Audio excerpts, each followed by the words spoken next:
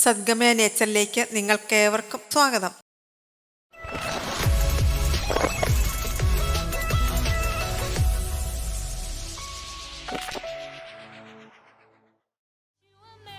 പ്രിയമുള്ളവരെ, ഞങ്ങളുടെ channel subscribe ചെയ്ത് സഹായിച്ച, അതുപോലെ ഞങ്ങളുടെ ഒപ്പം നിന്ന, ഫുൾ സപ്പോർട്ട് തന്ന നിങ്ങൾക്ക് ഓരോരുത്തർക്കും ഞങ്ങളുടെ ഹൃദയം നിറഞ്ഞ ക്രിസ്മസ് പുതുവത്സരാശംസകൾ.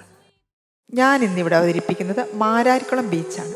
വൃത്തിയിലും വെടിപ്പിലും ഇന്ത്യയിൽ തന്നെ മുൻപിൽ നിൽക്കുന്ന ഒരു ബീച്ചാണിത്. ഇവിടുത്തെ വെളുത്ത പഞ്ചസാര മണൽ വിരിച്ച തീരവും അതിനോട് ചേർന്ന മണൽത്തിട്ടയും കണ്ടാൽ നമ്മൾ അത്ഭുതപ്പെട്ട് നിന്നുപോകും. അത്രയ്ക്ക് മനോഹരമാണ് ഈ ബീച്ച്. ചേർത്തലയിൽ നിന്നും ആലപ്പുഴയിൽ നിന്നും ഏകദേശം 11 കിലോമീറ്ററാണ് ഈ ബീച്ചിലേക്കുള്ള ദൂരം.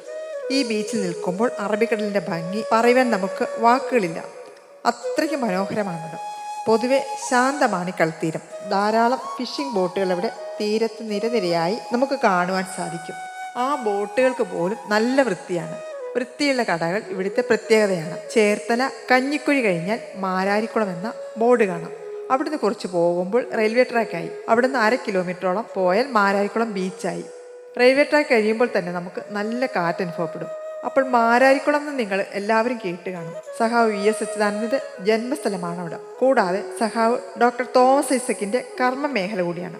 മാരാരിക്കുളം ബീച്ച് മാത്രമല്ല, മാരാരിക്കുളം എന്ന സ്ഥലം തന്നെ വളരെ ക്ലീൻ സിറ്റിയാണ്. ഇതിന്റെ ക്രെഡിറ്റ് അവിടുത്തെ ജനങ്ങൾക്ക് തന്നെയാണ്. നിരനിരയായി നിൽക്കുന്ന തെങ്ങിൻ കൂട്ടങ്ങൾ, വീശിയടിക്കുന്ന നല്ല കാറ്റും അത് നമുക്ക് നല്ലൊരു കാഴ്ചയാണ് നൽകുന്നത്.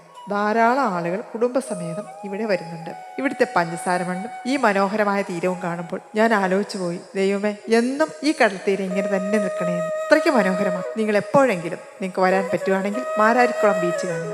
അത് നല്ലൊരു അനുഭവമായിരിക്കും. അപ്പോൾ ഈ വീഡിയോ നിങ്ങൾക്ക് ഇഷ്ടപ്പെട്ടെങ്കിൽ ലൈക്ക് ചെയ്യുക, ഷെയർ ചെയ്യുക, സബ്സ്ക്രൈബ് ചെയ്യുക. വീണ്ടും വ്യത്യസ്തമായ വിഷയവുമായി വരുന്നതാണ്. നന്ദി, നമസ്കാരം.